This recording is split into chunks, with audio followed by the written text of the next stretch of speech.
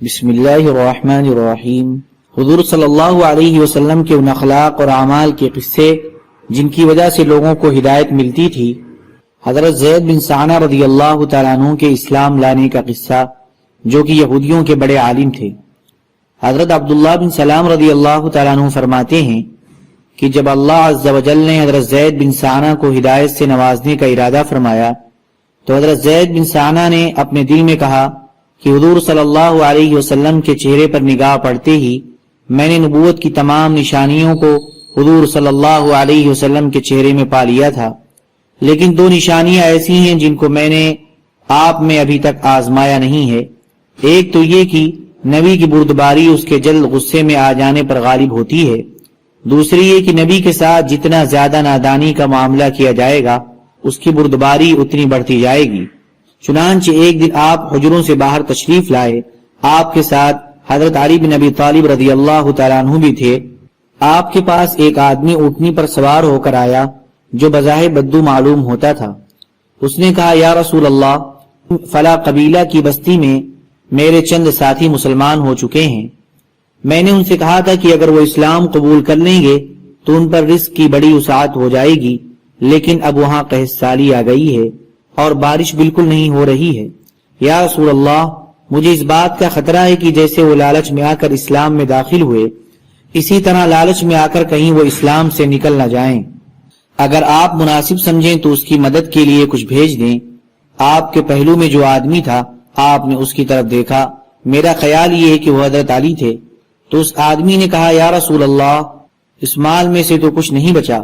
حضرت زید بن ثانہ رضی اللہ تعالیٰ عنہ فرماتے ہیں کہ میں نے آپ کے قریب جا کر کہا، اے محمد، اگر آپ چاہیں تو میں پیسے آپ کو ابھی دے دیتا ہوں اور اس کے بدلے میں آپ فلاں قبیلے کی باغ کی اتنی کھجوریں مجھے فلاں وقت دے دیں۔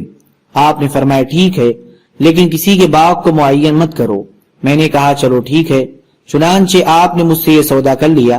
میں نے اپنی کمر سے ہمیانی کھولی اور ان کھجوروں کے بدلے آپ کو 80 مثقال سونا دے دیا۔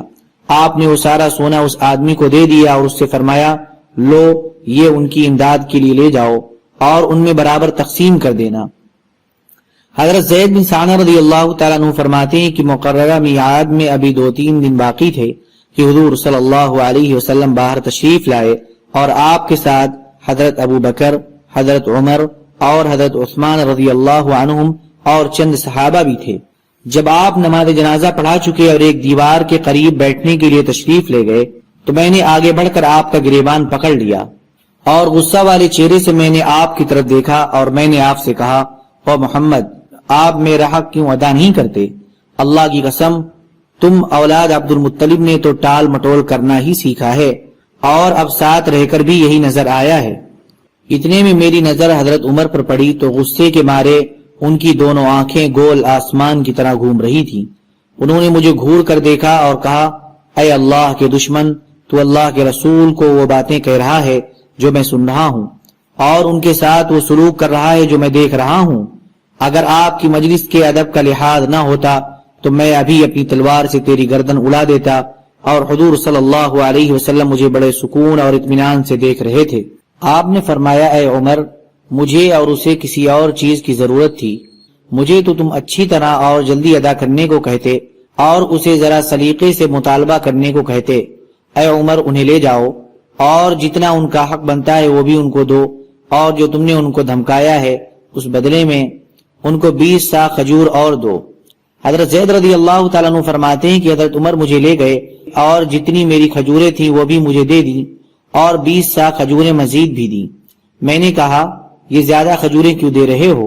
حضرت عمر نے کہا کہ مجھے حضور صلی اللہ علیہ وسلم نے فرمایا تھا کہ میں نے جو تم کو دھمکایا ہے اس کے بدلے میں تم کو مزید کھجوریں بھی دوں۔ میں نے کہا، اے عمر، کیا تم مجھ کو پہچانتے ہو؟ حضرت عمر نے کہا، نہیں۔ میں نے کہا، میں زید بن ثانہ ہوں۔ حضرت عمر نے کہا، وہ یہودیوں کے بڑے عالم؟ میں نے کہا، ہاں وہی۔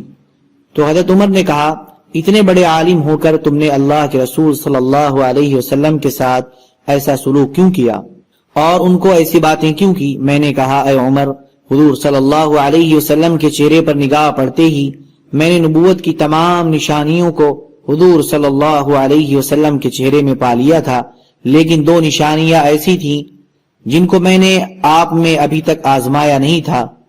ایک یہ کہ نبی کی بردباری اس کے جلد غصہ میں آ جانے پر غالب ہوتی ہے، دوسری یہ کہ نبی کے ساتھ جتنا نادانی کا معاملہ کیا جائے اس کی بردباری اتنی بڑھتی جائے گی، اور اب میں نے ان دونوں باتوں کو بھی آزما لیا ہے۔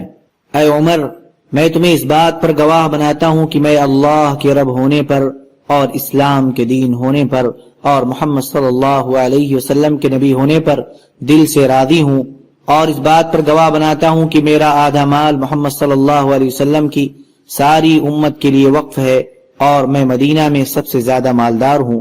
حضرت عمر نے فرمایا، ساری امت کے بجائے بعض امت کہو، کیونکہ تم ساری امت کو دینے کی گنجائش نہیں رکھتے ہو۔ میں نے کہا، اچھا، بعض امت کے لیے وقف ہے۔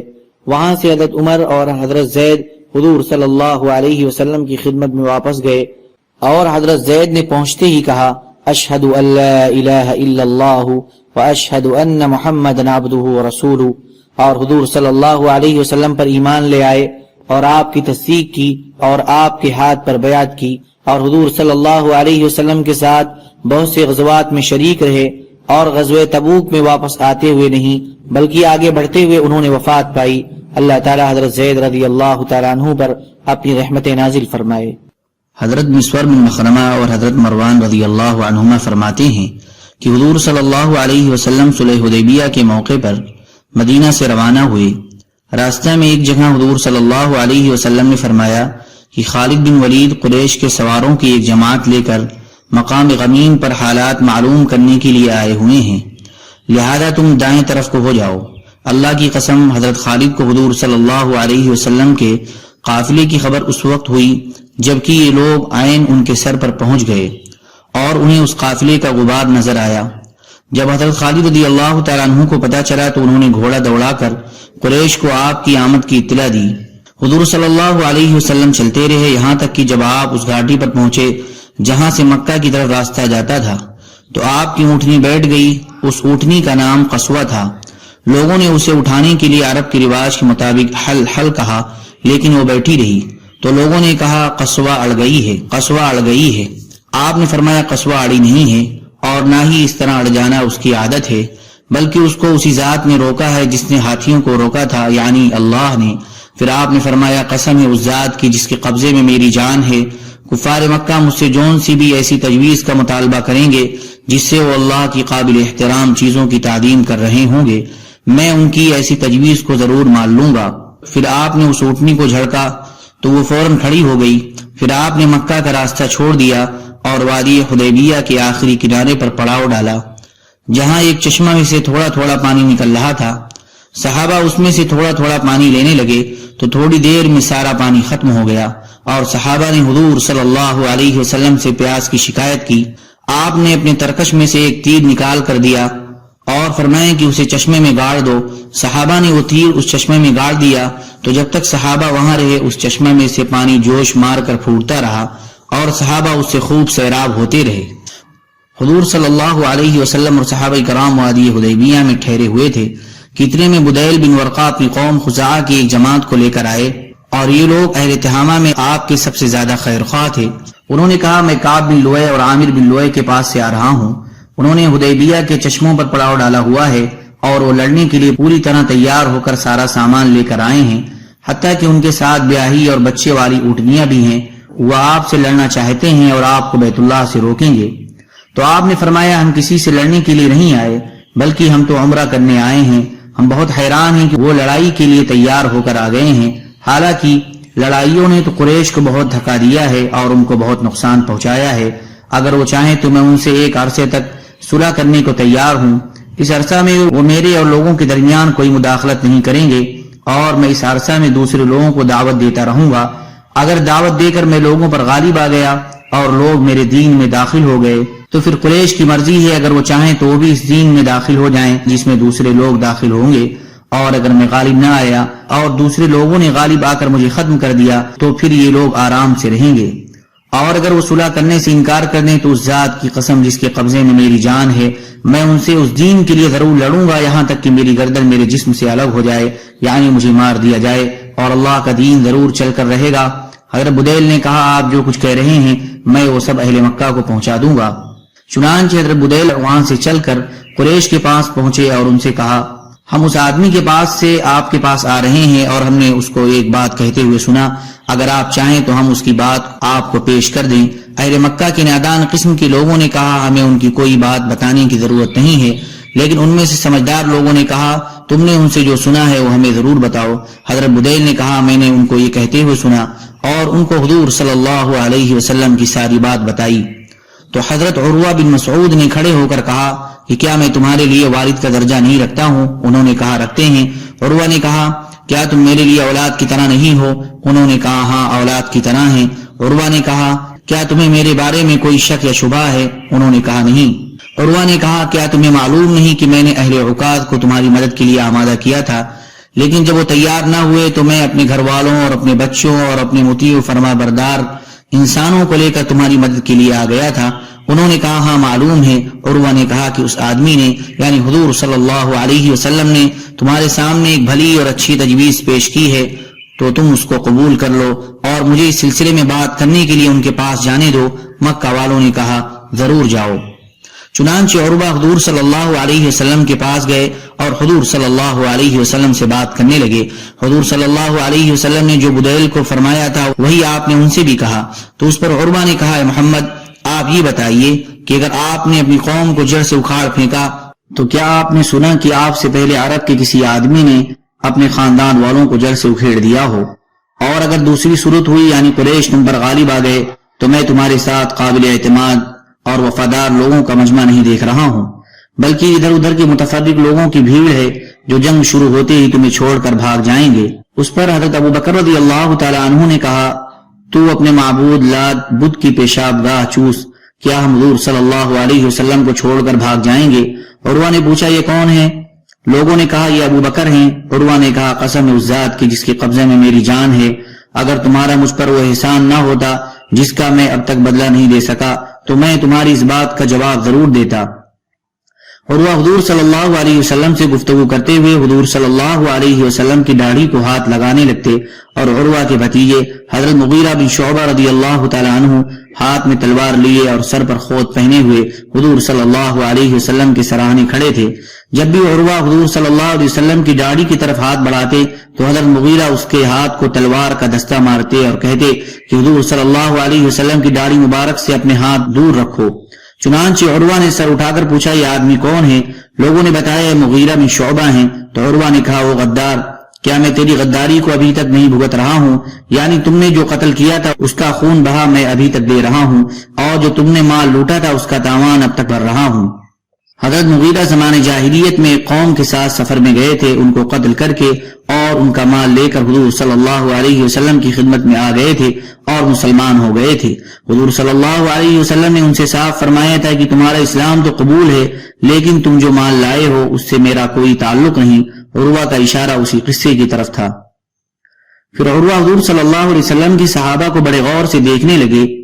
وہ کہتے ہیں، اللہ کی قسم حضور صلی اللہ علیہ وسلم جب بھی تھوکتے تو اسے کوئی نہ کوئی صحابی اپنے ہاتھ میں لے لیتا اور اس کو اپنے چہرے اور جسم پر مل لیتا، اور حضور صلی اللہ علیہ وسلم جب انہیں کسی کام کے کرنے کا حکم دیتے تو صحابہ اسے فوراً کرتے، اور جب آپ وضو فرماتے تو آپ کے وضو کے پانی کو لینے کے لیے صحابہ ایک دوسرے پر ٹوٹ پڑتے اور لڑنے کے قریب ہو جاتے، اور جب آپ گفتگو فرماتے تو صحابہ آپ کے سامنے اپنی آوازیں پست کر لیتے، اور صحابہ کے دل میں آپ کی اتنی عظمت تھی کہ وہ آپ کو نظر بھر کر نہیں دیکھ سکتے تھے۔ چنانچہ عروہ اپنے ساتھیوں کے پاس واپس گئے اور ان سے یہ کہا کہ میں بڑے بڑے بادشاہوں کے دربار میں گیا ہوں، قیصر، کسریٰ اور نجاشی کے دربار میں گیا ہوں، اللہ کی قسم میں نے ایسا کوئی بادشاہ نہیں دیکھا جس کی تعظیم اس کے درباری اتنی کرتے ہیں جتنی محمد صلی اللہ علیہ وسلم کے صحابہ محمد کی کرتے ہیں۔ اللہ کی قسم حضور صلی اللہ علیہ وسلم جب بھی تھوکتے تو اسے کوئی نہ کوئی صحابی اپنے ہاتھ پر لے کر اپنے چہرے اور جسم پر مل لیتا، اور انہیں جس کام کے کرنے کا حکم دیتے اس کام کو فوراً کرتے، اور جب وہ وضو کرتے تو ان کے وضو کا پانی لینے کے لیے ایک دوسرے پر ٹوٹ پڑتے اور لڑنے کے قریب ہو جاتے، اور جب وہ گفتگو فرماتے تو سب اپنی آوازیں پست کر لیتے یعنی خاموش ہو جاتے، اور تعظیم کی وجہ سے صحابہ آپ کو نظر بھر کر نہ دیکھ سکتے، اور انہوں نے تمہارے سامنے ایک اچھی تجویز پیش کی ہے، تم اسے قبول کر لو۔ اس کے بعد بنو کنانہ کے ایک آدمی نے کہا، مجھے ان کے پاس جانے دو، تو مکہ والوں نے کہا، ضرور جاؤ۔ اللہ کی قسم حضور صلی اللہ علیہ وسلم جب بھی تھوکتے تو اسے کوئی نہ کوئی صحابی اپنے ہاتھ پر لے کر اپنے چہرے اور جسم پر مل لیتا اور انہیں جس کام کے کرنے کا حکم دیتے اس کام کو فوراً کرتے، اور جب وہ وضو کرتے تو ان کے وضو کا پانی لینے کے لیے ایک دوسرے پر ٹوٹ پڑتے اور لڑنے کے قریب ہو جاتے، اور جب وہ گفتگو فرماتے تو سب اپنی آوازیں پست کر لیتے یعنی خاموش ہو جاتے، اور تعظیم کی وجہ سے صحابہ آپ کو نظر بھر نہ دیکھ سکتے، اور انہوں نے تمہارے سامنے ایک اچھی تجویز پیش کی ہے، تم اسے قبول کر لو۔ اس کے بعد بنو کنانہ کے ایک آدمی نے کہا مجھے ان کے پاس جانے دو، تو مکہ والوں نے کہا ضرور جاؤ۔ جب یہ آدمی حضور صلی اللہ علیہ وسلم اور صحابہ کے قریب پہنچا تو حضور صلی اللہ علیہ وسلم نے فرمایا یہ فلاں آدمی ہے اور یہ اس قوم کا آدمی ہے جو قربانی کے اونٹوں کی بڑی تعظیم کرتے ہیں، لہذا تم جو قربانی کے اونٹ لے کر آئے ہو وہ اس کے سامنے کھڑے کر دو۔ چنانچہ وہ اونٹ اس کے سامنے کھڑے کر دیے گئے اور لوگوں نے لبیک پڑھتے ہوئے اس کا استقبال کیا۔ اس نے جب یہ منظر دیکھا تو اس نے کہا سبحان اللہ، ان لوگوں کو تو بیت اللہ سے ہرگز نہیں روکنا چاہیے۔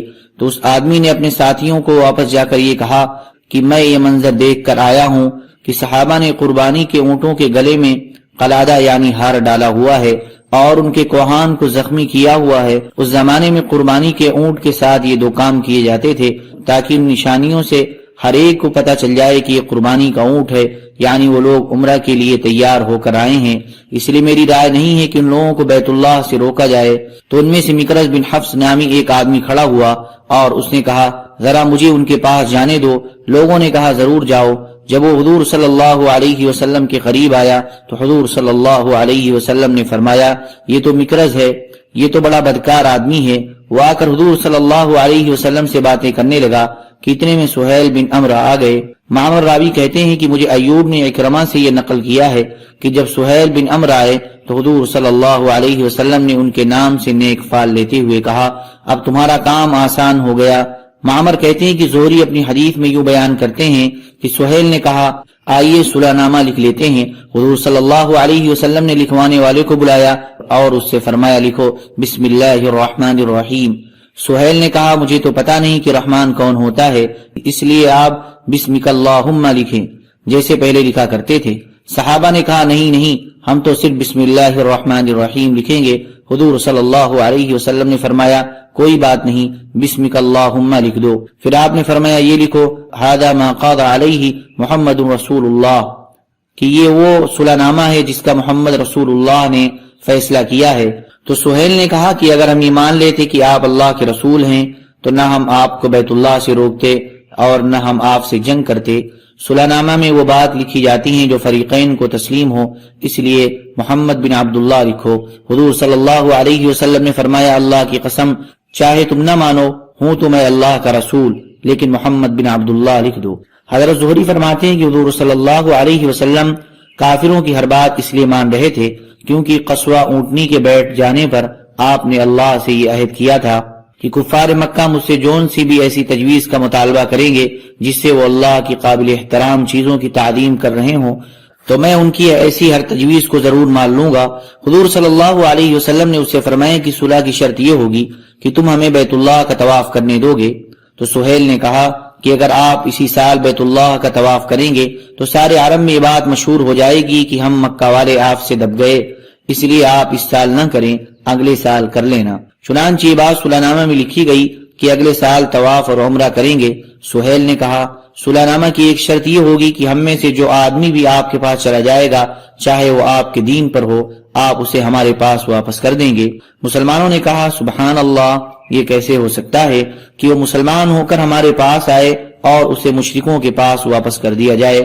ابھی یہ بات ہو رہی تھی کہ سہیل بن عمرو کے بیٹے حضرت ابو جندل رضی اللہ تعالی عنہ بیڑیوں میں چلتے ہوئے آ گئے۔ یہ مکہ کے نیچے والے حصے میں قید تھے، وہاں سے کسی طرح نکل کر آ گئے اور گرتے پڑتے مسلمانوں کے مجمع میں پہنچ گئے۔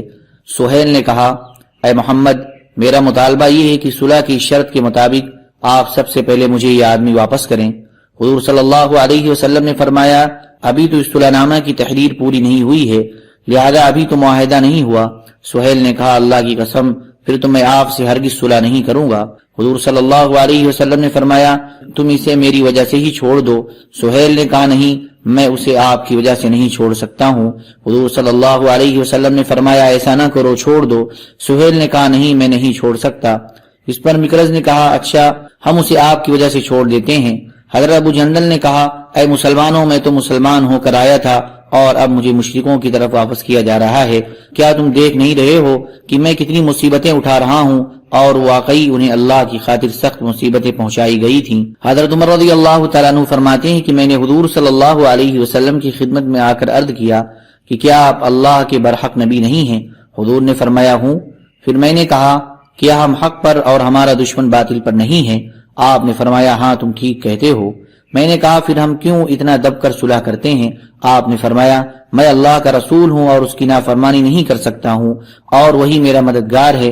میں نے کہا کیا آپ نے ہم سے یہ نہیں فرمایا تھا کہ ہم بیت اللہ جا کر اس کا طواف کریں گے؟ آپ نے فرمایا ہاں میں نے کہا تھا، لیکن کیا میں نے تم کو یہ بھی کہا تھا کہ ہم اسی سال بیت اللہ جائیں گے؟ میں نے عرض کیا نہیں۔ آپ نے فرمایا تم بیت اللہ ضرور جاؤ گے اور اس کا طواف کرو گے۔ حضرت عمر رضی اللہ تعالیٰ عنہ فرماتے ہیں کہ میں حضرت ابو بکر کے پاس گیا اور ان سے کہا اے ابو بکر کیا یہ اللہ کے برحق نبی نہیں ہیں؟ انہوں نے کہا ہیں۔ میں نے کہا کیا ہم حق پر اور ہمارا دشمن باطل پر نہیں ہے؟ حضرت ابو بکر نے کہا ہاں تم ٹھیک کہتے ہو۔ میں نے کہا پھر ہم کیوں اتنا دب کر صلح کریں؟ حضرت ابو بکر نے کہا اے آدمی وہ اللہ کے رسول ہیں اور وہ اللہ کی نافرمانی نہیں کر سکتے اور اللہ ان کا مددگار ہے، تم ان کا دامن مضبوطی سے تھامے رکھو، اللہ کی قسم وہ حق پر ہیں۔ میں نے کہا کیا انہوں نے ہم سے یہ نہیں فرمایا تھا ہم بیت اللہ جا کر اس کا طواف کریں گے؟ انہوں نے کہا ہاں انہوں نے کہا تھا، لیکن کیا انہوں نے تم کو یہ بھی کہا تھا کہ تم اسی سال بیت اللہ جاؤ گے؟ میں نے کہا نہیں۔ انہوں نے کہا تم بیت اللہ ضرور جاؤ گے اور اس کا طواف کرو گے۔ حضرت عمر رضی اللہ تعالیٰ عنہ فرماتے ہیں کہ میں نے اپنی گستاخی کی معافی کے لیے بہت سے اعمال خیر کیے۔ راوی کہتے ہیں کہ حضور صلی اللہ علیہ وسلم جب صلح نامہ کی لکھائی سے فارغ ہوئے تو آپ نے اپنے صحابہ سے فرمایا اٹھو اپنی قربانی ذبح کرو، پھر اپنے سر موڑ لو۔ راوی کہتے ہیں اللہ کی قسم کوئی آدمی بھی کھڑا نہ ہوا حتیٰ کہ آپ نے یہ حکم 3 مرتبہ فرمایا۔ جب ان میں سے کوئی بھی کھڑا نہ ہوا تو حضور صلی اللہ علیہ وسلم حضرت ام سلمہ رضی اللہ عنہا کے پاس تشریف لے گئے اور لوگوں کی طرف سے آپ کو جو پریشانی پیش آ رہی تھی وہ ان کو بتائی تو انہوں نے کہا اے اللہ کے نبی کیا آپ یہ کروانا چاہتے ہیں؟ آپ باہر تشریف لے جائیں اور ان میں سے کسی سے کوئی بات نہ کریں بلکہ اپنی قربانی ذبح کر دیں اور اپنے نائی کو بلا کر سر مڈا لیں۔ چنانچہ آپ باہر تشریف لائے اور ان میں سے کسی سے کوئی بات نہ کی اور اپنی قربانی کو ذبح کیا اور اپنے نائی کو بلا کر اپنے بال مڈوائے۔ جب صحابہ نے یہ دیکھا تو انہوں نے بھی کھڑے ہو کر اپنی قربانیاں ذبح کی اور ایک دوسرے کے بال موڑنے لگے اور رنج و غم کے مارے یہ حال تھا کہ ایسا لگ رہا تھا کہ جیسے ایک دوسرے کو قتل کر دیں گے۔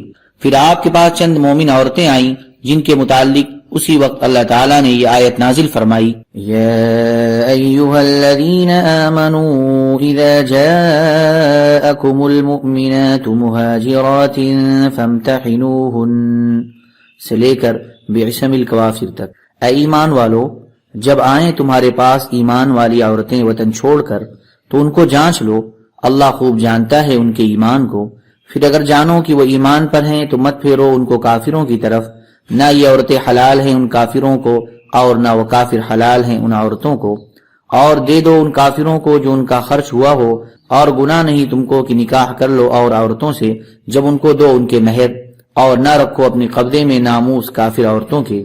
چنانچہ اس حکم کی وجہ سے حضرت عمر رضی اللہ تعالی عنہ نے اپنی 2 عورتوں کو طلاق دے دی جو مشرک تھیں، ان میں سے ایک سے معاویہ بن ابی سفیان اور دوسرے سے صفوان بن امیہ نے شادی کی۔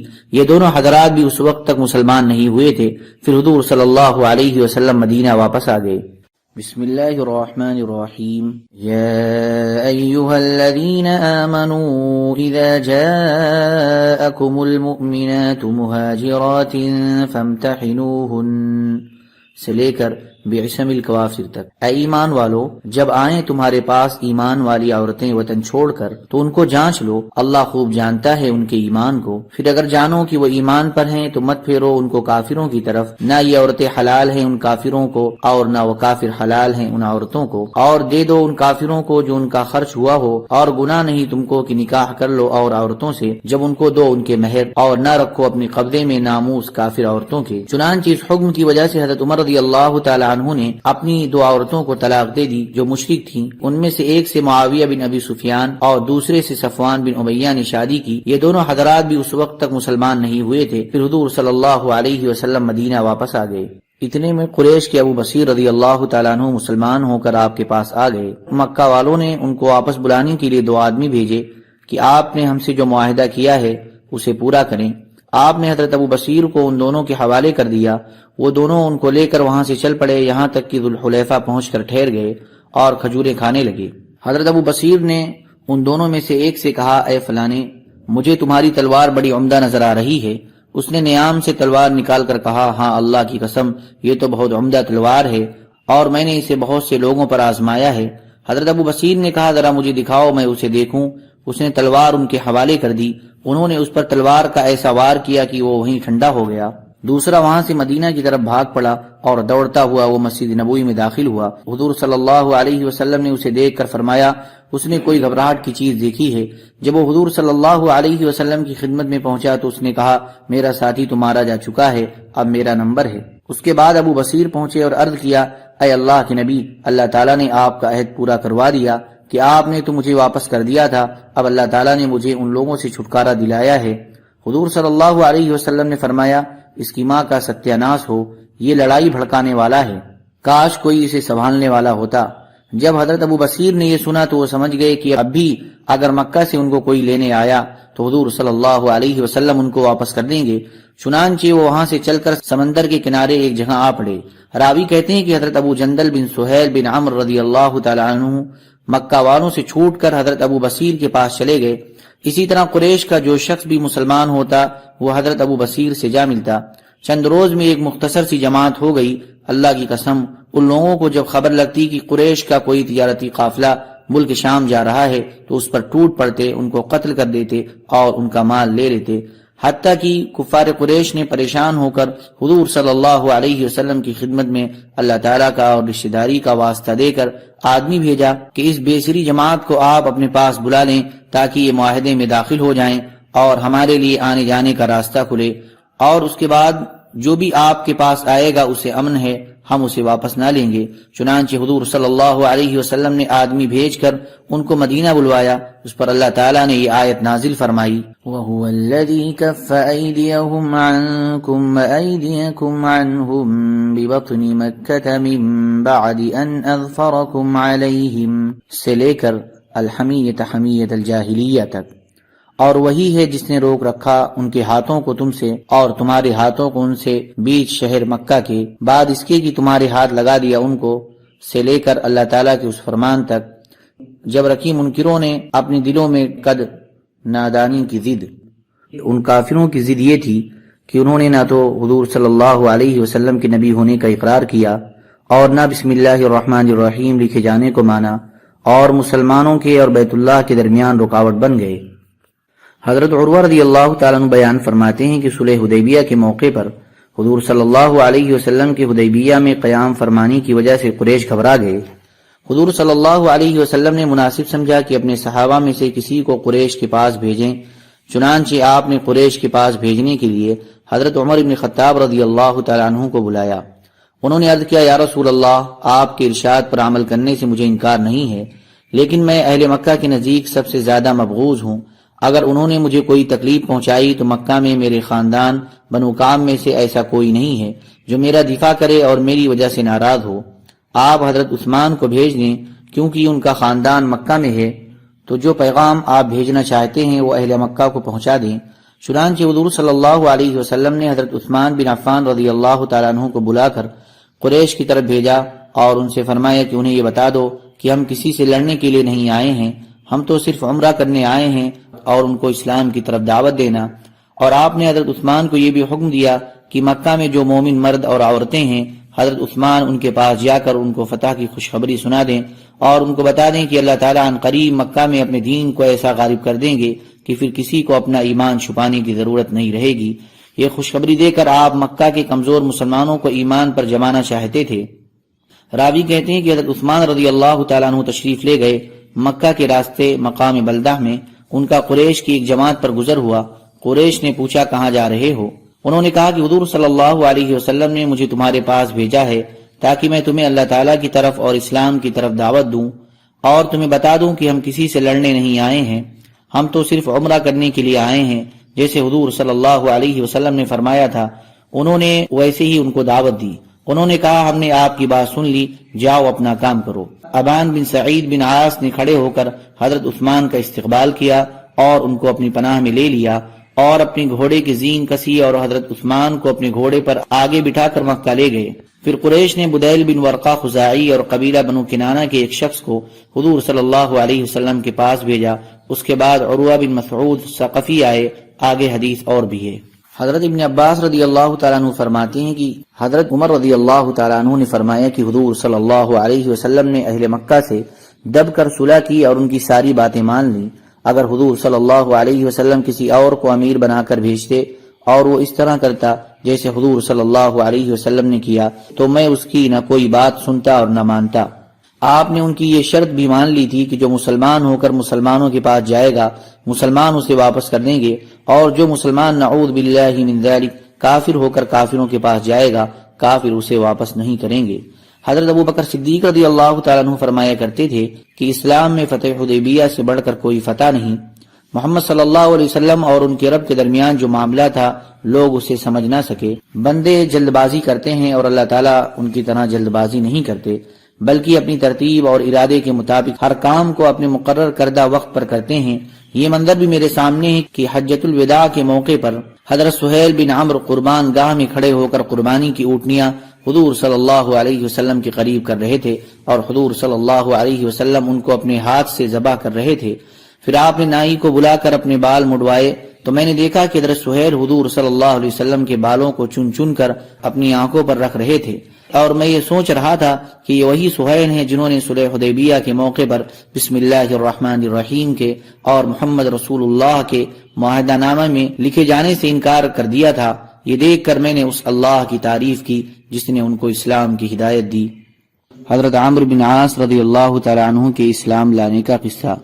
حضرت عمرو بن عاص رضی اللہ تعالیٰ عنہ فرماتے ہیں کہ جب ہم غزوہ خندق سے واپس آئے تو میں نے قریش کے ان لوگوں کو جمع کیا جو میری رائے سے اتفاق کیا کرتے تھے اور میری بات سنا کرتے تھے۔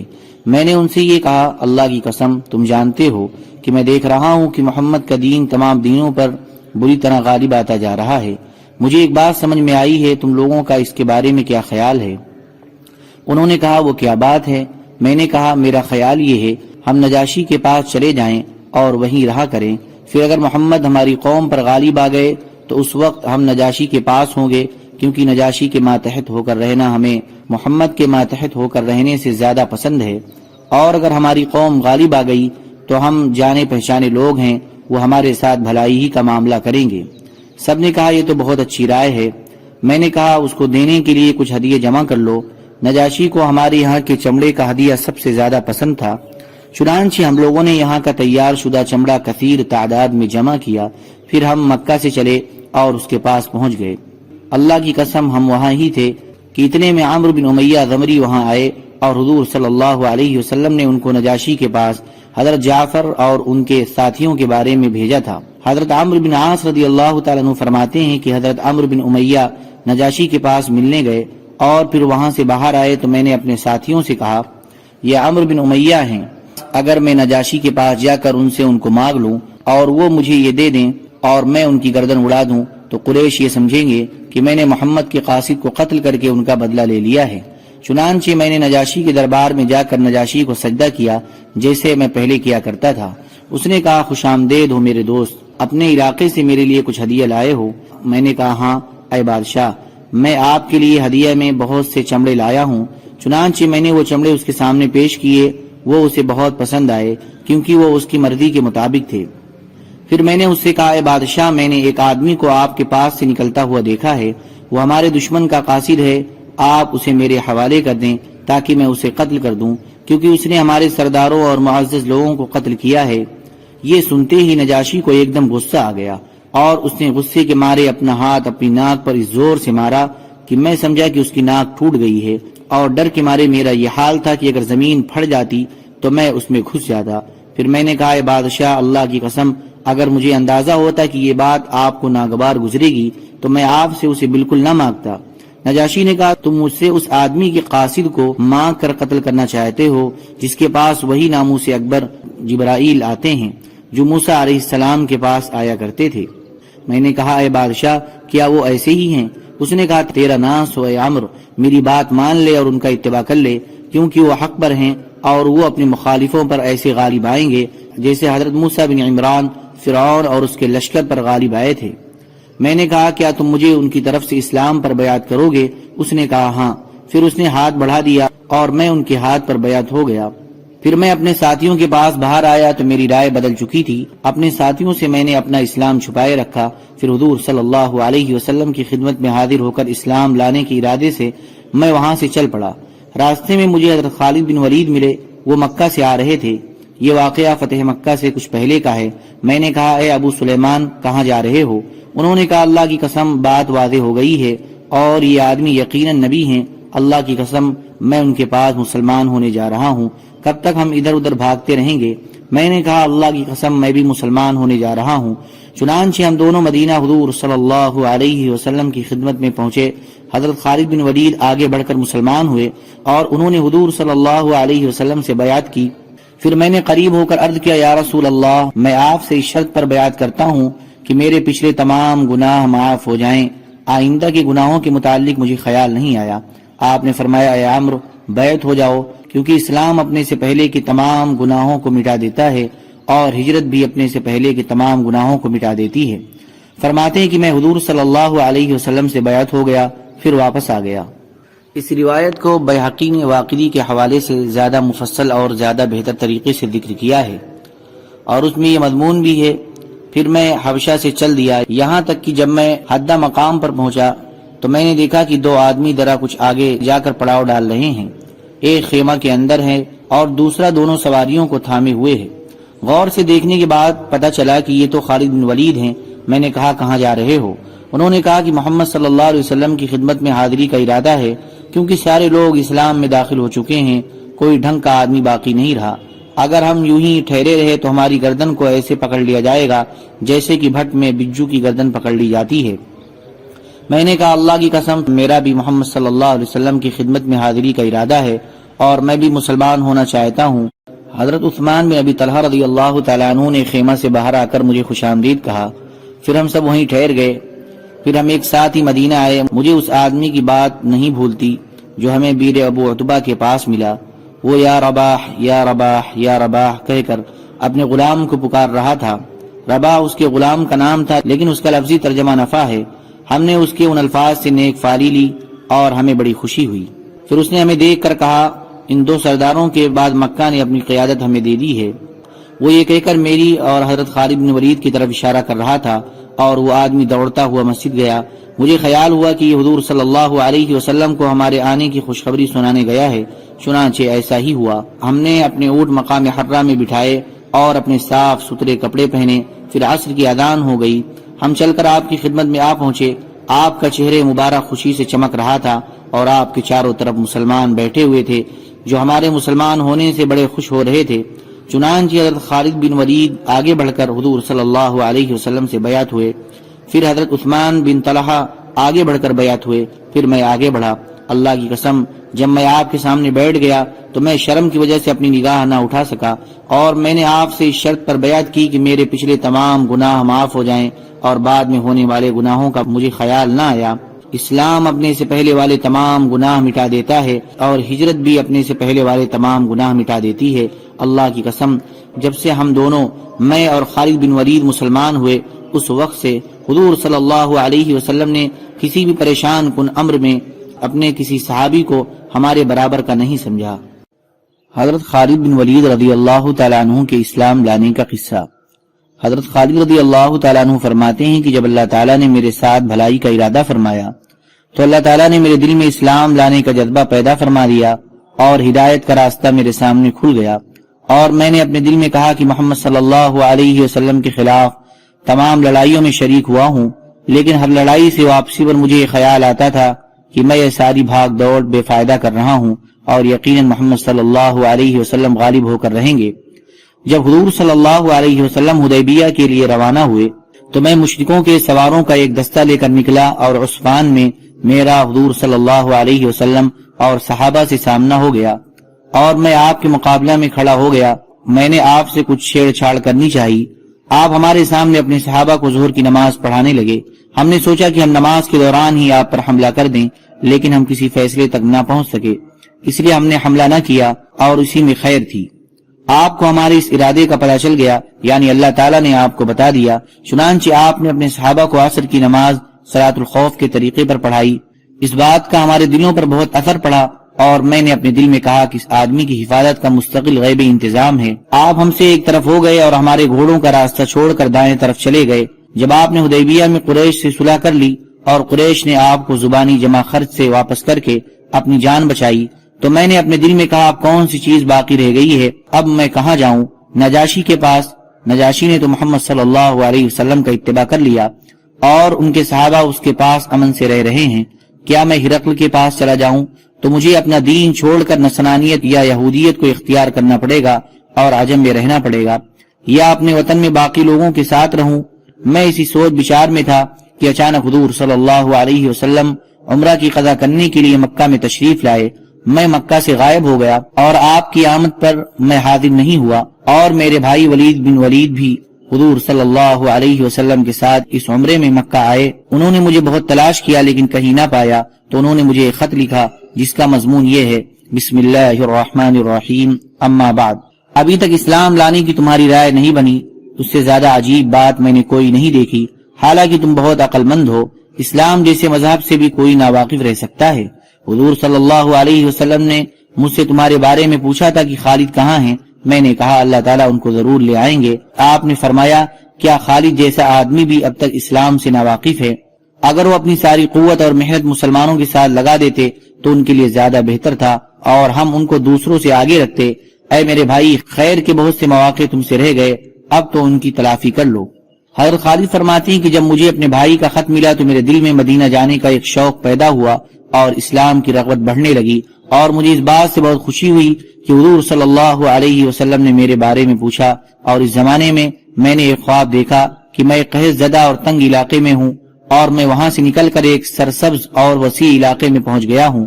میں نے کہا یہ سچا خواب معلوم ہوتا ہے۔ جب میں مدینہ آیا تو میں نے کہا اس خواب کا حضرت ابو بکر رضی اللہ تعالیٰ عنہ سے ضرور تذکرہ کروں گا۔ چنانچہ میں نے ان سے اس خواب کا ذکر کیا تو انہوں نے یہ تعبیر بتائی کہ علاقے کی تنگی سے مراد وہ شرک ہے جس میں تم مبتلا تھے، اور اس تنگ علاقے سے نکلنے سے مراد اللہ کی طرف سے اسلام کی ہدایت کا مل جانا ہے۔ جب میں نے حضور صلی اللہ علیہ وسلم کی خدمت میں حاضری کا پختہ ارادہ کر لیا تو میں نے سوچا کہ حضور صلی اللہ علیہ وسلم کی خدمت میں حاضری کے لیے کس کو اپنے ساتھ لوں۔ اس سلسلے میں صفوان بن امیہ کے پاس گیا اور میں نے اس سے کہا کہ اے وہاب، کیا تم دیکھتے نہیں ہو کہ ہم کس حال میں ہیں؟ ہماری تعداد ڈاڑھوں کی طرح سے کم ہوتی جا رہی ہے اور محمد صلی اللہ علیہ وسلم عرب و عجم پر غالب آتے جا رہے ہیں۔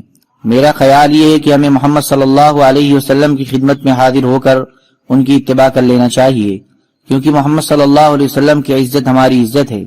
لیکن صفوان نے سختی سے انکار کر دیا اور کہا کہ میرے علاوہ اور کوئی بھی نہ بچا تو بھی میں ان کا اتباع ہرگز نہیں کروں گا۔ میں اسے چھوڑ کر چل دیا اور میں نے کہا اس آدمی کے بھائی اور والد کو بدر میں قتل کیا گیا تھا، اس لیے نہیں مان رہے ہیں۔ پھر میری اکرمہ بن ابی جہل سے ملاقات ہوئی۔ میں نے ان سے وہی بات کی جو صفوان بن امیہ سے کی تھی۔ انہوں نے صفوان بن امیہ جیسا جواب دیا۔ میں نے ان سے کہا میری اس بات کو چھپائے رکھنا۔ انہوں نے کہا اچھا، کسی کو نہیں بتاؤں گا۔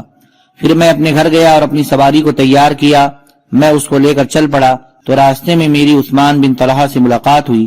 میں نے کہا یہ میرا دوست ہے، لاؤ اس سے بھی اپنی بات کر کے دیکھوں۔ پھر مجھے خیال آیا کہ اس کے آبا و اجداد بھی مسلمانوں کے ہاتھوں قتل ہو چکے ہیں، تو ان سے ذکر کرنے کو مناسب نہ سمجھا۔ پھر میں نے کہا ان سے ذکر کرنے میں کیا حرج ہے، میں تو اب جا ہی رہا ہوں۔ چنانچہ اسلام کے خلاف ہماری محنت کا جو نتیجہ نکل رہا ہے وہ میں نے ان کو بتایا، اور میں نے یہ بھی کہا ہماری مثال اس لومڑی کی سی ہے جو کسی سوراخ میں گھس گئی ہو، تو اگر اس سوراخ میں ایک ڈول بھی پانی ڈال دیا جائے تو لومڑی کو نکلنا پڑے گا۔ پہلے دونوں ساتھیوں سے میں نے جو بات کی ایسی ہی ان سے بھی کی، وہ فوراً مان گئے۔ میں نے ان سے کہا میں تو آج ہی جانا چاہتا ہوں اور میری سواری فج مقام پر تیار بیٹھی ہے۔ ہم دونوں نے آپس میں مکہ سے باہر مقام یاجوج پر اکٹھا ہونا طے کیا کہ اگر وہ مجھ سے پہلے وہاں پہنچ گئے تو وہ میرا وہاں انتظار کریں گے، اور اگر میں ان سے پہلے وہاں پہنچ گیا تو میں ان کا انتظار کروں گا۔ چنانچہ صبح سحری کے وقت ہم لوگ گھروں سے نکلے اور طلوع فجر سے پہلے ہی ہم لوگ مقام یاجوج پر جمع ہو گئے۔ پھر وہاں سے ہم دونوں روانہ ہوئے۔ جب ہم حدہ مقام پر پہنچے تو وہاں ہمیں حضرت عمرو بن عاص ملے۔ انہوں نے کہا تم لوگوں کو خوش آمدید ہو۔ ہم نے کہا تمہیں بھی خوش آمدید ہو۔ انہوں نے پوچھا کہاں جا رہے ہو؟ ہم نے کہا تم گھر سے کس ارادے سے چلے ہو؟ انہوں نے کہا آپ لوگ گھر سے کس ارادے سے چلے ہو؟ ہم نے کہا ہمارا ارادہ تو اسلام میں داخل ہونے کا اور محمد صلی اللہ علیہ وسلم کی اتباع کرنے کا ہے۔ انہوں نے کہا میں بھی اسی وجہ سے آیا ہوں۔ اب ہم تینوں ساتھ ہو لیے اور مدینہ جا پہنچے اور حرہ میں اپنی سواریاں بٹھا دیں۔ حضور صلی اللہ علیہ وسلم کو ہمارے آنے کی خبر ملی جس سے آپ بہت خوش ہوئے۔ میں نے اپنے صاف ستھرے کپڑے پہنے اور حضور صلی اللہ علیہ وسلم کی جانب چل پڑا۔ راستے میں میرے بھائی مجھے ملے۔ انہوں نے کہا جلدی کرو، حضور صلی اللہ علیہ وسلم کو تمہاری خبر مل چکی ہے اور وہ تمہارے آنے سے خوش ہیں اور تم لوگوں کا انتظار کر رہے ہیں۔ ہم تیز چلنے لگے۔ جب میں نے آپ کو دور سے دیکھا تو آپ مجھے دیکھ کر مسکراتے رہے، یہاں تک کہ میں نے آپ کے قریب آ کر یا نبی اللہ کہہ کر سلام کیا۔ آپ نے کھلے ہوئے چہرے کے ساتھ سلام کا جواب دیا۔ میں نے کلمہ شہادت پڑھا انی اشہد ان لا الہ الا اللہ وانک رسول اللہ۔ آپ نے فرمایا آگے آؤ، تمام تعریفیں اس اللہ کے لیے ہیں جس نے تم کو ہدایت دی۔ تمہاری عقل و سمجھ کو دیکھ کر مجھے یہی امید تھی کہ تمہیں خیر ہی کی توفیق ملے گی۔ میں نے عرض کیا یا رسول اللہ، میں جن لڑائیوں میں آپ کے مقابلے میں حق کے خلاف لڑا ہوں مجھے ان کا بہت خیال آ رہا ہے۔ آپ میرے لیے اللہ تعالیٰ سے دعا کریں کہ اللہ تعالیٰ ان سب کو معاف کر دے۔ آپ نے فرمایا اسلام اپنے سے پہلے تمام گناہ مٹا دیتا ہے۔ میں نے کہا آپ اس کے باوجود میرے لیے دعا فرما دیں۔ آپ نے فرمایا اے اللہ کے راستے سے روکنے کے لیے خالد بن ولید نے جتنی بھی کوشش اور محنت کی ہے اسے معاف فرما دے۔ پھر حضرت عثمان اور حضرت عمرو آگے بڑھ کر حضور صلی اللہ علیہ وسلم سے بیعت ہوئے۔ ہم لوگ سفر 8 ہجری کو مدینہ آئے تھے۔ اللہ کی قسم ضروری اور مشکل امور میں حضور صلی اللہ علیہ وسلم اپنے صحابہ میں سے کسی کو میرے برابر قرار نہ دیتے تھے۔ فتح مکہ زادہ اللہ تشریفاً کا قصہ۔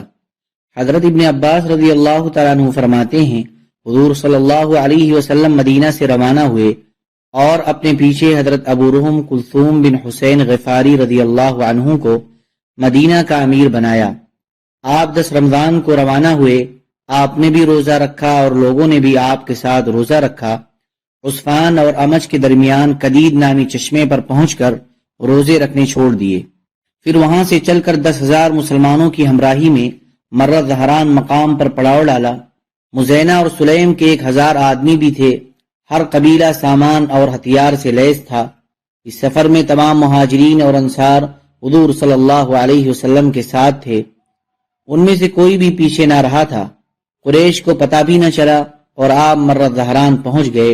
حضور صلی اللہ علیہ وسلم کی کوئی خبر ان تک نہ پہنچ سکی اور وہ یہ جان نہ سکے کہ حضور صلی اللہ علیہ وسلم کیا کرنے والے ہیں۔ ابو سفیان بن حرب اور حکیم بن حزام اور بدیل بن ورقہ اس رات معلومات حاصل کرنے اور دیکھ بھال کرنے کی غرض سے نکلے کہ کہیں سے کچھ پتہ چلے یا کسی سے کوئی خبر سنے۔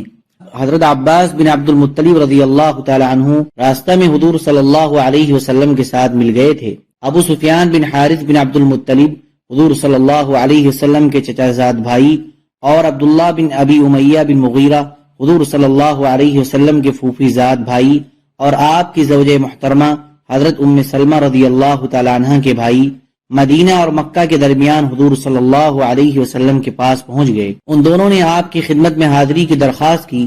حضرت ام سلمہ رضی اللہ تعالی عنہ نے حضور صلی اللہ علیہ وسلم سے ان دونوں کی سفارش کی اور عرض کیا یا رسول اللہ، ان میں سے ایک تو آپ کا چچا زاد بھائی ہے اور دوسرا آپ کا پھوپھی زاد بھائی اور سسرالی رشتہ دار سالہ ہے۔ آپ نے فرمایا مجھے ان دونوں کی ضرورت نہیں ہے۔ اس چچا زاد بھائی نے تو مجھے مکہ میں بہت ہی بے عزت کیا تھا اور اس پھوپھی زاد بھائی اور سالے نے مکہ میں بہت سخت باتیں کہی تھی۔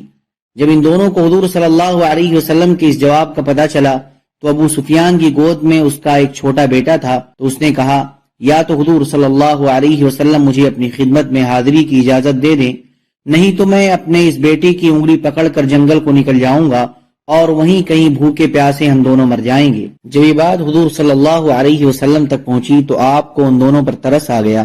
آپ نے ان دونوں کو آنے کی اجازت دے دی۔ وہ دونوں حاضر خدمت ہو کر مسلمان ہو گئے۔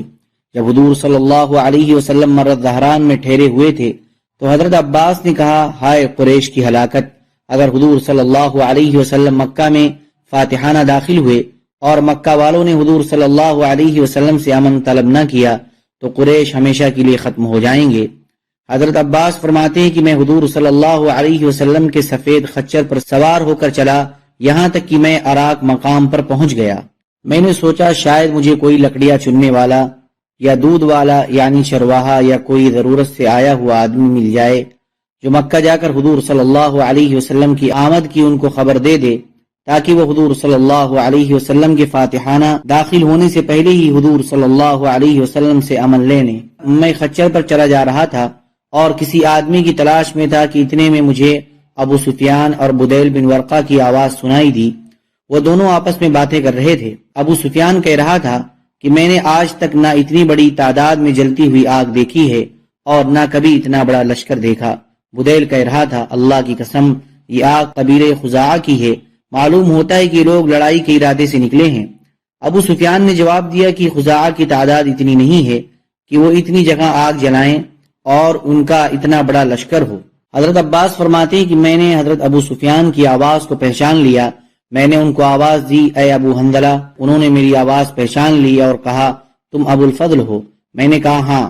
ابو سفیان نے کہا میرے ماں باپ تم پر قربان ہو، اس وقت تم یہاں کیسے؟ میں نے کہا اے ابو سفیان تیرا ناس ہو، یہ رسول اللہ صلی اللہ علیہ وسلم لوگوں کو لے کر آئے ہوئے ہیں، اللہ کی قسم ہائے قریش کی ہلاکت۔ اس نے کہا میرے ماں باپ تم پر قربان ہو، اب بچنے کی کیا صورت ہو سکتی ہے؟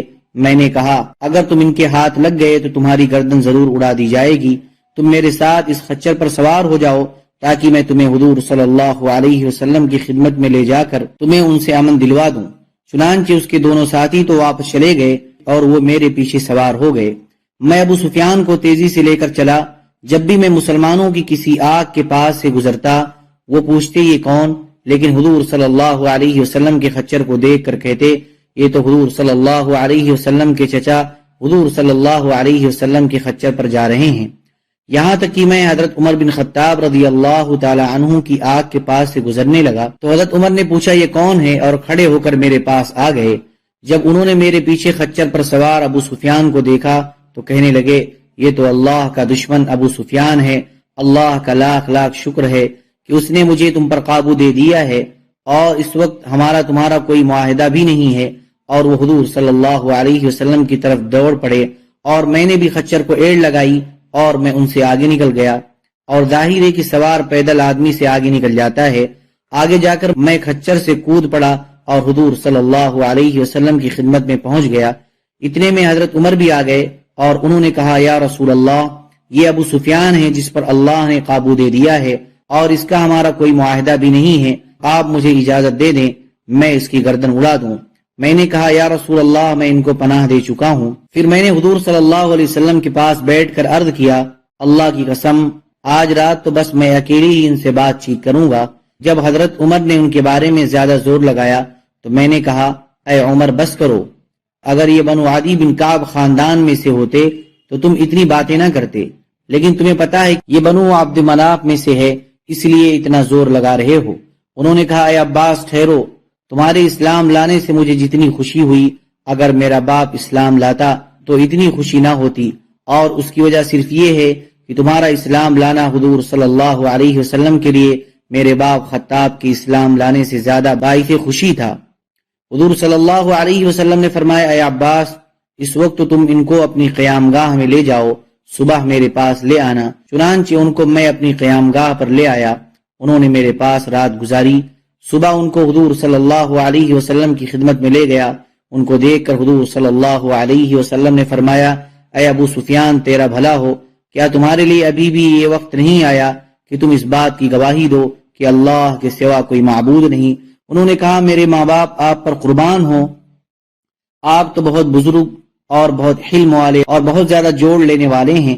اب تو مجھے یقین ہو گیا ہے کہ اگر اللہ کے ساتھ کوئی اور بھی معبود ہوتا تو میرے کسی کام تو آتا۔ آپ نے فرمایا اے ابو سفیان تیرا بھلا ہو، کیا تمہارے لیے ابھی بھی یہ وقت نہیں آیا کہ تم اس بات کا یقین کر لو کہ میں اللہ کا رسول ہوں؟ انہوں نے کہا میرے ماں باپ آپ پر قربان ہوں، آپ تو بہت بزرگ اور بہت حلم والے اور بہت زیادہ جوڑ لینے والے ہیں، اس کے بارے میں دل میں ابھی تک کچھ کھٹک ہے۔ حضرت عباس نے کہا اے ابو سفیان تیرا ناس ہو، مسلمان ہو جاؤ قبل اس کے کہ تمہاری گردن اڑا دی جائے۔ تم کلمہ شہادت اشہد ان لا الہ الا اللہ و اشہد ان محمد رسول اللہ پڑھ لو۔ چنانچہ ابو سفیان نے کلمہ شہادت پڑھ لیا اور مسلمان ہو گئے۔ میں نے کہا یا رسول اللہ، یہ ابو سفیان اپنے لیے اعزاز و افتخار پسند کرتے ہیں، ان کو آپ کوئی خاص رعایت دے دیں۔ آپ نے فرمایا جو ابو سفیان کے گھر میں داخل ہو جائے گا اسے امن ہے، جو اپنے دروازے کو بند کر لے گا اسے امن ہے، اور جو مسجد حرام میں داخل ہو جائے گا اسے امن ہے۔ جب حضرت ابو سفیان رضی اللہ تعالیٰ عنہ واپس ہونے لگے تو حضور صلی اللہ علیہ وسلم نے فرمایا اے عباس، ان کو لے جا کر وادی میں اس جگہ کھڑا کر دو جہاں پہاڑ کا کچھ حصہ ناک کی طرح سے آگے نکلا ہوا ہے۔ وہ جگہ پہاڑوں کے درمیان تنگ تھی تاکہ یہ وہاں سے تمام لشکروں کو گزرتے ہوئے دیکھیں۔ چنانچہ میں ان کو لے کر گیا اور وادی کی اس تنگ گھاٹی میں لے جا کر کھڑا کر دیا جہاں کا حضور صلی اللہ علیہ وسلم نے فرمایا تھا۔ وہاں سے قبائل اپنے جھنڈے لے کر گزرنے لگے۔ جب بھی کوئی قبیلہ گزرتا تو ابو سفیان پوچھتے یہ کون لوگ ہیں اے عباس؟ میں کہتا یہ بنو سلیم ہیں۔ وہ کہتے مجھے بنو سلیم سے کیا واسطہ؟ پھر کوئی قبیلہ گزرتا، وہ کہتے یہ کون لوگ ہیں؟ میں کہتا یہ مزینہ ہیں۔ وہ کہتے مجھے مزینہ سے کیا واسطہ؟ یہاں تک کہ تمام قبیلے گزر گئے۔ جو بھی قبیلہ گزرتا وہ پوچھتے یہ کون لوگ ہیں؟ میں کہتا یہ بنو فلاں ہیں۔ وہ کہتے ان سے مجھے کیا واسطہ؟ یہاں تک کہ حضور صلی اللہ علیہ وسلم لوہے سے لیس سیاہ دستے میں گزرے۔ ان میں مہاجرین اور انصار تھے۔ ان کی آنکھوں کے علاوہ اور کچھ نظر نہ آتا تھا، یعنی سب نے خود اور زرہیں پہن رکھی تھی اور ہر طرح کے ہتھیار لگا رکھے تھے۔ تو انہوں نے حیران ہو کر کہا سبحان اللہ، یہ کون لوگ ہیں اے عباس؟ میں نے کہا یہ رسول اللہ صلی اللہ علیہ وسلم مہاجرین و انصار میں تشریف لے جا رہے ہیں۔ انہوں نے کہا اے ابو الفضل، اللہ کی قسم ان سے مقابلے کی تو کسی میں ہمت اور طاقت نہیں ہے۔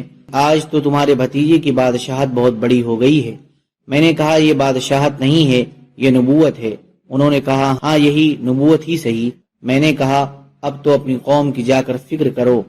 چنانچہ وہ گئے اور مکہ میں پہنچ کر اونچی آواز سے یہ اعلان کیا اے قریش، یہ محمد تمہارے یہاں اتنا بڑا لشکر لے کر آ رہے ہیں جس کا تم مقابلہ نہیں کر سکتے ہو، لہذا جو ابو سفیان کے گھر داخل ہو جائے گا اسے امن مل جائے گا۔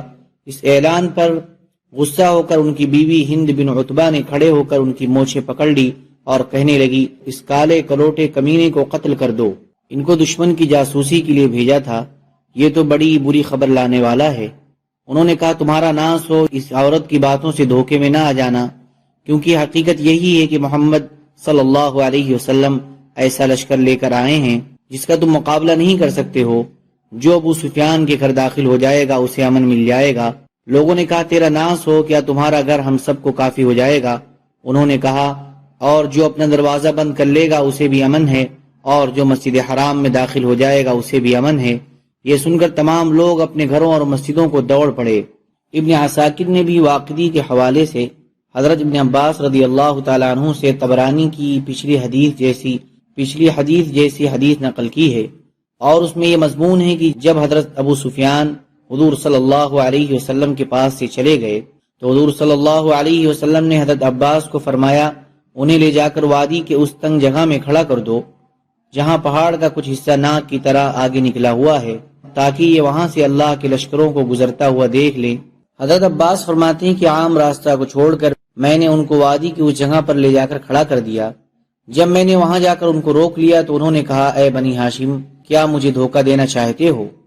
وہ سمجھے کہ شاید مجھے یہاں روک کر مارنا چاہتے ہیں۔ حضرت عباس نے فرمایا اہل نبوت دھوکہ نہیں دیا کرتے، میں تو تمہیں کسی ضرورت سے یہاں لایا ہوں۔ حضرت ابو سفیان نے کہا تم نے مجھے شروع میں کیوں نہیں بتا دیا کہ تم مجھے کسی ضرورت سے یہاں لانا چاہتے ہو تاکہ میرا دل مطمئن رہتا۔ حضرت عباس نے کہا میرا خیال نہیں تھا کہ تم اس طرح سوچو گے۔ حضور صلی اللہ علیہ وسلم اپنے صحابہ کے لشکر کی ترتیب دے چکے تھے، ہر قبیلہ اپنے امیر کے ہمراہ گزرنے لگا اور ہر دستہ اپنا جھنڈا لہراتا ہوا جا رہا تھا۔ حضور صلی اللہ علیہ وسلم نے سب سے پہلے جس دستے کو بھیجا اس کے امیر حضرت خالد بن ولید رضی اللہ تعالیٰ عنہ تھے۔ یہ دستہ بنی سلیم کا تھا، ان کی تعداد 1000 تھی۔ ان میں ایک چھوٹا جھنڈا حضرت عباس بن مرداس رضی اللہ تعالیٰ عنہ کے ہاتھ میں تھا، اور دوسرا چھوٹا جھنڈا حضرت خفاف بن ندبہ کے ہاتھ میں تھا، اور ایک بڑا جھنڈا حجاج بن عیلات رضی اللہ تعالیٰ عنہ نے اٹھا رکھا تھا۔ حضرت ابو سفیان نے یہ پوچھا یہ لوگ کون ہیں؟ حضرت عباس نے کہا یہ خالد بن ولید ہیں۔ حضرت ابو سفیان نے کہا ارے وہی نو عمر لڑکا؟ انہوں نے کہا ہاں۔ جب حضرت خالد حضرت عباس کے سامنے سے گزرنے لگے اور وہاں ان کے ساتھ ابو سفیان بھی کھڑے ہوئے تھے تو حضرت خالد کے لشکر نے 3 مرتبہ بلند آواز سے اللہ اکبر کہا اور آگے بڑھ گئے۔ پھر ان کے بعد حضرت زبیر بن عوام رضی اللہ تعالی عنہ 500 کے دستے کو لے کر گزرے، جن میں کچھ مہاجرین اور کچھ غیر معروف لوگ تھے، اور ان کے ساتھ ایک کالا بڑا جھنڈا تھا۔ جب حضرت زبیر حضرت ابو سفیان کے سامنے سے گزرنے لگے تو انہوں نے اپنے ساتھیوں کے ساتھ مل کر 3 مرتبہ بلند آواز سے اللہ اکبر کہا۔ حضرت ابو سفیان نے پوچھا یہ کون لوگ ہیں؟ حضرت عباس نے کہا یہ زبیر بن عوام ہیں۔ انہوں نے کہا تمہارے بھانجے؟ حضرت عباس نے کہا ہاں۔ پھر غفار قبیلہ کے 300 آدمی گزرے جن کا بڑا جھنڈا حضرت ابو ذر غفاری رضی اللہ تعالی عنہ نے اٹھا رکھا تھا۔ بعض کہتے ہیں کہ حضرت ایما بن رحدہ رضی اللہ تعالی عنہ نے اٹھا رکھا تھا۔ ان لوگوں نے بھی حضرت ابو سفیان کے سامنے 3 مرتبہ اللہ اکبر بلند آواز سے کہا۔ انہوں نے پوچھا اے ابو الفضل یہ لوگ کون ہیں؟ حضرت عباس نے کہا یہ بنو غفار ہیں۔ انہوں نے کہا مجھے بنو غفار سے کیا واسطہ؟ پھر بنو اسلم کے 400 آدمی گزرے، ان کے 2 چھوٹے جھنڈے تھے، ایک حضرت بریدہ بن حسیب کے ہاتھ میں تھا اور دوسرا حضرت ناجیہ بن آجم رضی اللہ عنہ کے ہاتھ میں تھا۔ انہوں نے بھی حضرت ابو سفیان کے سامنے پہنچ کر بلند آواز سے 3 مرتبہ اللہ اکبر کہا۔ حضرت ابو سفیان نے پوچھا یہ کون لوگ ہیں؟ حضرت عباس نے کہا بنو اسلم۔ انہوں نے کہا اے ابو الفضل مجھے بنو اسلم سے کیا واسطہ؟ ہمارے اور ان کے درمیان کبھی کوئی گڑبڑ نہیں ہوئی۔ حضرت عباس نے کہا یہ مسلمان لوگ ہیں، اسلام میں داخل ہو چکے ہیں۔ پھر بنو کعب بن عمرو کے 500 آدمی گزرے جن کا جھنڈا حضرت بشر بن شیبان رضی اللہ تعالی عنہ نے اٹھا رکھا تھا۔ حضرت ابو سفیان نے پوچھا یہ کون لوگ ہیں؟ حضرت عباس نے کہا یہ بنو کعب بن عمرو ہیں۔ انہوں نے کہا اچھا یہ تو محمد صلی اللہ علیہ وسلم کے حلیف ہیں۔ انہوں نے بھی حضرت ابو سفیان کے سامنے پہنچ کر بلند آواز سے 3 مرتبہ اللہ اکبر کہا۔ پھر مزینہ قبیلہ کے 1000 آدمی گزرے جن میں 100 گھوڑے اور 3 چھوٹے جھنڈے تھے، جنہیں حضرت نعمان بن مقرن اور حضرت بلال بن حارث اور عبداللہ بن عمرو رضی اللہ عنہم نے اٹھا رکھا تھا۔ انہوں نے بھی ان کے سامنے آ کر بلند آواز سے اللہ اکبر کہا۔ حضرت ابو سفیان نے کہا یہ کون لوگ ہیں؟ حضرت عباس نے کہا یہ مزینہ ہیں۔ حضرت ابو سفیان نے کہا اے ابو الفضل مجھے مزینہ سے کیا واسطہ؟ لیکن یہ بھی پہاڑوں کی چوٹیوں سے ہتھیاروں کو کھٹکھٹاتے ہوئے یہاں میرے سامنے آ گئے ہیں۔ پھر جوہینہ کے 800 آدمی اپنے امیروں کے ساتھ گزرے، ان کے 4 چھوٹے جھنڈے تھے جنہیں ابو زرعہ، معبد بن خالد اور سوید بن صخر اور رافع بن مکیث اور عبداللہ بن بدر رضی اللہ عنہم نے اٹھا رکھا تھا۔ انہوں نے بھی ان کے سامنے پہنچ کر 3 مرتبہ بلند آواز سے اللہ اکبر کہا۔ پھر کنانہ، بنو لیث اور زمرہ اور سعد بن بکر کے 200 آدمی گزرے، ان کا جھنڈا ابو واقد لیثی نے اٹھا رکھا تھا۔ انہوں نے بھی ان کے سامنے پہنچ کر 3 مرتبہ بلند آواز سے اللہ اکبر کہا۔ حضرت ابو سفیان نے پوچھا یہ کون لوگ ہیں؟ حضرت عباس نے کہا یہ بنو بکر ہیں۔ انہوں نے کہا اچھا یہ تو بڑے منحوس ہیں، انہی کی وجہ سے تو محمد صلی اللہ علیہ وسلم نے ہم پر چڑھائی کی ہے۔ صلح حدیبیہ کے بعد قبیلہ خزاعہ نے حضور صلی اللہ علیہ وسلم سے معاہدہ کر لیا تھا، اور قبیلہ بنو بکر نے قریش سے، اور قریش اور بنو بکر نے قبیلہ خزاعہ پر زیادتی کی، اور یوں انہوں نے خلاف ورزی کر کے صلح ختم کر دی، جس کی وجہ سے حضور صلی اللہ علیہ وسلم کو مکہ پر چڑھائی کا جواز مل گیا۔ ابو سفیان اسی طرف اشارہ کر رہے ہیں، ذرا سنو تو صحیح، اللہ کی قسم قریش نے خزاعہ کے ساتھ جو زیادتی کی تھی اس کے بارے میں مجھ سے مشورہ نہیں کیا تھا اور نہ مجھے اس کا پتہ چل سکا، اور جب مجھے اس کی خبر ہوئی تو میں نے اس پر ناپسندیدگی کا اظہار کیا تھا، لیکن جو کچھ مقدر میں لکھا تھا وہ ہو گیا۔ حضرت عباس نے کہا کہ حضرت محمد صلی اللہ علیہ وسلم کی تم پر چڑھائی میں بھی اللہ نے تمہارے لیے خیر مقدر فرما رکھی ہے، یوں تم سب اسلام میں داخل ہو جاؤ گے۔ واقعی کہتے ہیں کہ عبداللہ بن عامر نے مجھ سے بیان کیا کہ ابو عمرو بن حماس نے فرمایا کہ بنو لیث اکیلے گزرے، ان کی تعداد 250 تھی، ان کا جھنڈا حضرت صعب بن جسامہ نے اٹھا رکھا تھا۔ گزرتے وقت انہوں نے 3 مرتبہ بلند آواز سے اللہ اکبر کہا۔ حضرت ابو سفیان نے پوچھا یہ کون ہیں؟ حضرت عباس نے کہا بنو لیث ہیں۔ پھر سب سے آخر میں قبیلہ اشیا گزرا، یہ 300 تھے، ان کا ایک جھنڈا حضرت معقل بن سنان رضی اللہ تعالیٰ عنہ کے ہاتھ میں تھا اور دوسرا نعیم بن مسعود رضی اللہ تعالیٰ عنہ کے ہاتھ میں۔ حضرت ابو سفیان نے کہا یہ لوگ عربوں میں سے حضور صلی اللہ علیہ وسلم کے لیے سب سے زیادہ سخت تھے۔ حضرت عباس نے کہا اللہ نے اپنے فضل سے اب تو اسلام ان کے دلوں میں داخل کر دیا ہے۔ حضرت ابو سفیان کچھ دیر خاموش رہے اور پھر پوچھا کہ ابھی تک محمد نہیں گزرے؟ حضرت عباس نے کہا ابھی تک نہیں گزرے۔ جس دستہ میں حضور صلی اللہ علیہ وسلم ہیں اگر تم اس کو دیکھو گے تو تمہیں لوہا ہی لوہا اور گھوڑے ہی گھوڑے اور بڑے بہادر آدمی نظر آئیں گے، اور ایسا لشکر دیکھو گے جس کے مقابلے کی کسی میں طاقت نہیں ہے۔ حضرت ابو سفیان نے کہا اللہ کی قسم اے ابو الفضل، اب تو مجھے بھی اس کا یقین ہو گیا ہے، اور ان سے مقابلے کی طاقت کس میں ہو سکتی ہے۔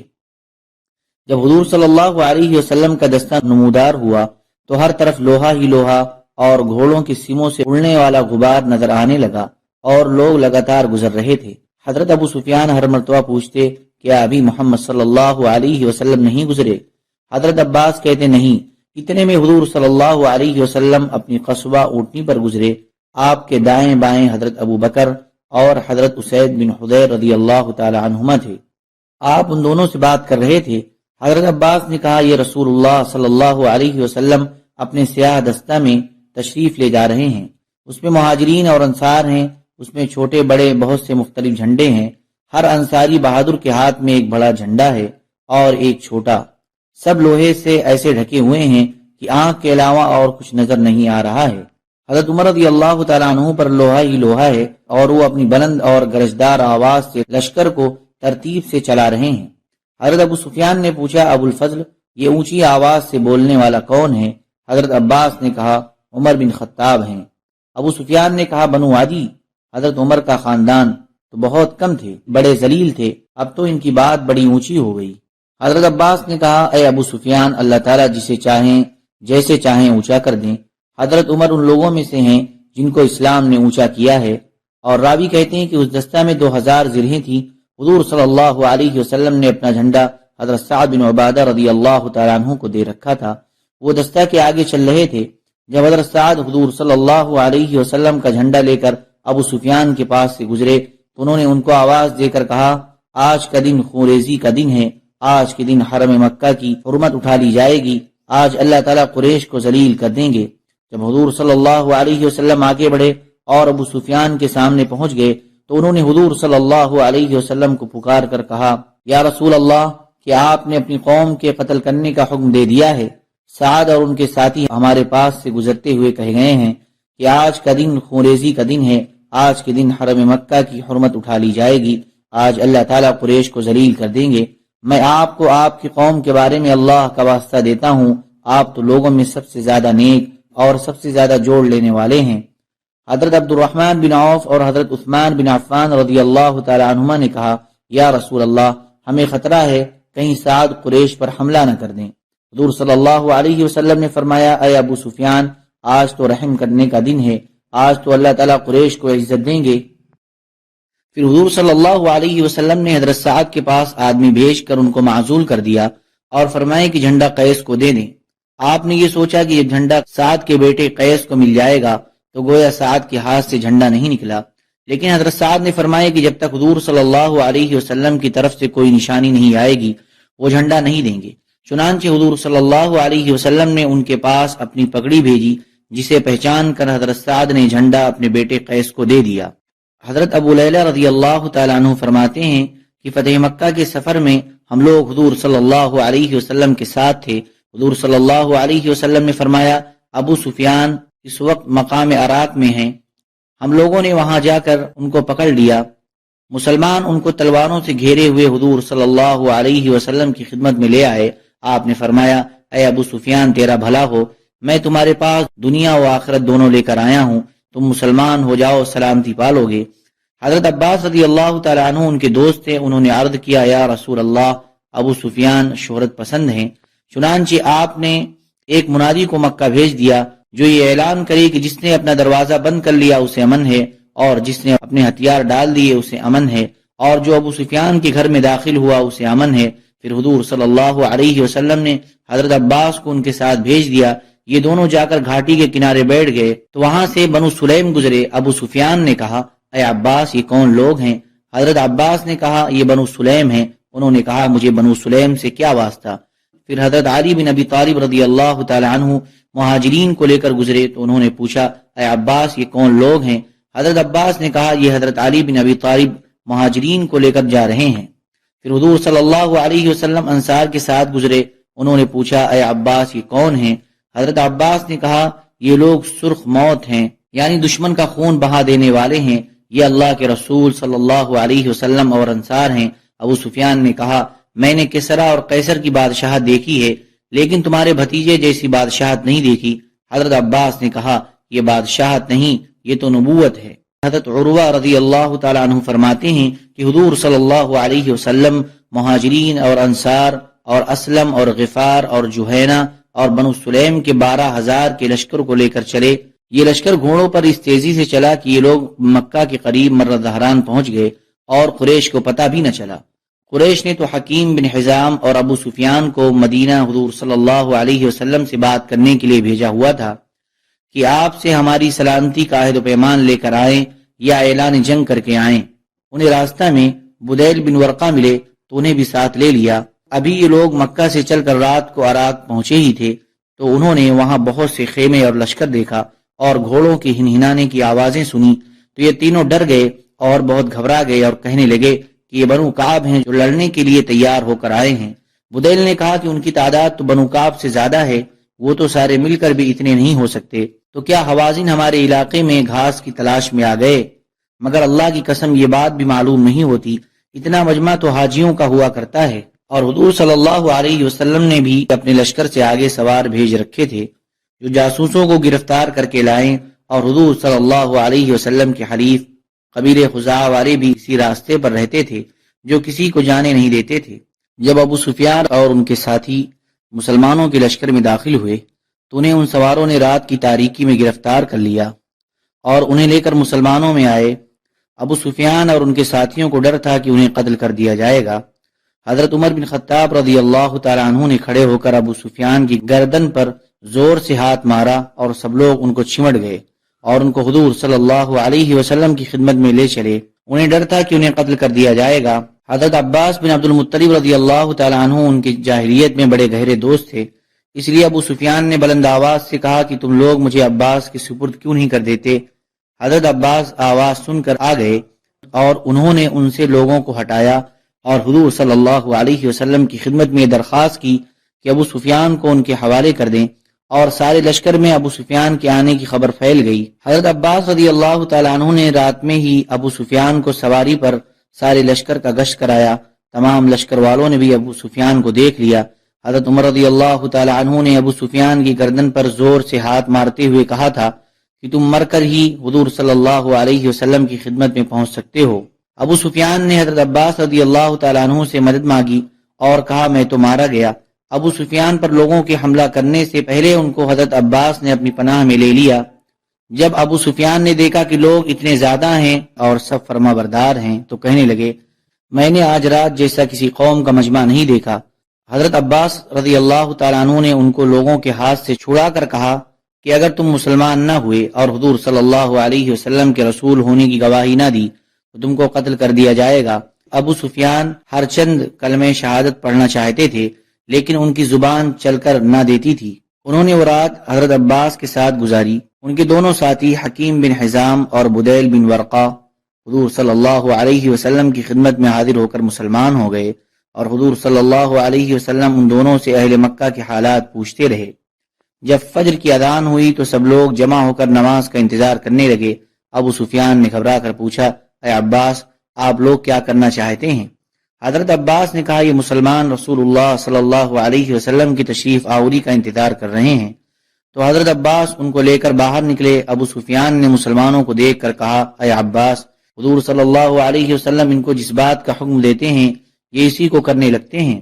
حضرت عباس نے کہا ہاں، اگر حضور صلی اللہ علیہ وسلم ان کو کھانے پینے سے روک دیں تو بھی یہ ان کی فرما برداری کریں گے۔ ابو سفیان نے کہا اے عباس حضور صلی اللہ علیہ وسلم سے اپنی قوم کے بارے میں بات کرو کہ کیا وہ ان کو معاف کر سکتے ہیں۔ ابو سفیان کو لے کر حضرت عباس رضی اللہ تعالیٰ عنہ حضور صلی اللہ علیہ وسلم کی خدمت میں حاضر ہوئے اور عرض کیا یا رسول اللہ یہ ابو سفیان ہیں۔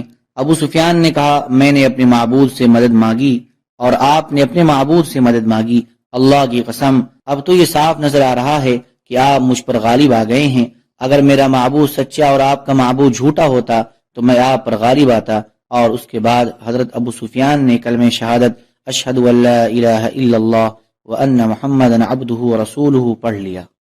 حضرت عباس نے کہا یا رسول اللہ، میں چاہتا ہوں کہ آپ مجھے اجازت دیں میں آپ کی قوم کے پاس جاؤں اور جو مصیبت ان پر آ پڑی ہے اس سے انہیں ڈراؤں اور انہیں اللہ اور رسول صلی اللہ علیہ وسلم کی طرف دعوت دوں۔ حضور صلی اللہ علیہ وسلم نے ان کو اجازت دے دی۔ حضرت عباس رضی اللہ تعالی عنہ نے پوچھا یا رسول اللہ، میں ان کو کیا کہوں؟ آپ مجھے ان کو امن دینے کے بارے میں ایسی واضح بات بتا دیں جس سے ان کو اطمینان ہو جائے۔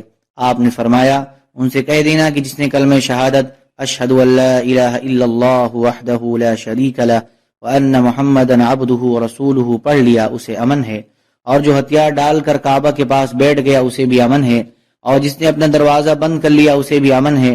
حضرت عباس نے کہا یا رسول اللہ، ابو سفیان ہمارے چچا زاد بھائی ہیں اور وہ میرے ساتھ واپس جانا چاہتے ہیں، آپ انہیں کچھ امتیازی اعزاز دے دیں۔ آپ نے فرمایا اور جو ابو سفیان کے گھر داخل ہو گیا اسے بھی امن ہے، اور جو ہاتھ روک کر حکیم بن حزام کے گھر میں داخل ہو گیا اسے بھی امن ہے۔ آپ نے یہ دو گھر اس لیے متعین فرمائے کہ ابو سفیان کا گھر مکہ کے اوپر والے حصے میں تھا اور حکیم بن حزام کا گھر مکہ کے نیچے والے حصے میں تھا۔ ابو سفیان حضور صلی اللہ علیہ وسلم کے ان تمام اعلانات کو اچھی طرح سمجھنے لگے۔ حضور صلی اللہ علیہ وسلم نے حضرت دحیہ کلبی رضی اللہ تعالی عنہ کا دیا ہوا اپنا سفید کھچر حضرت عباس کو دے دیا، وہ اس پر اپنے پیچھے حضرت ابو سفیان کو بٹھا کر چل پڑے۔ جب حضرت عباس روانہ ہوئے تو حضور صلی اللہ علیہ وسلم نے ان کے پیچھے چند آدمی بھیجے کہ جا کر عباس کو میرے پاس واپس لے آؤ۔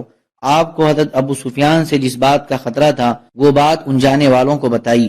قاصد نے حضرت عباس کو واپسی کا پیغام پہنچایا۔ حضرت عباس نے واپسی کو اچھا نہ جانا اور کہا کیا حضور صلی اللہ علیہ وسلم کو اس بات کا خطرہ ہے کہ مکہ کے تھوڑے سے کافر لوگوں کو دیکھ کر ابو سفیان لوٹ جائیں گے اور مسلمان ہو کر پھر کافر ہو جائیں گے؟ قاصد نے کہا ان کو یہاں ہی روکے رکھو۔ چنانچہ حضرت عباس نے ابو سفیان کو وہاں روک لیا۔ حضرت ابو سفیان نے کہا اے بنو ہاشم، کیا مجھ سے عہد شکنی کرنے لگے ہو؟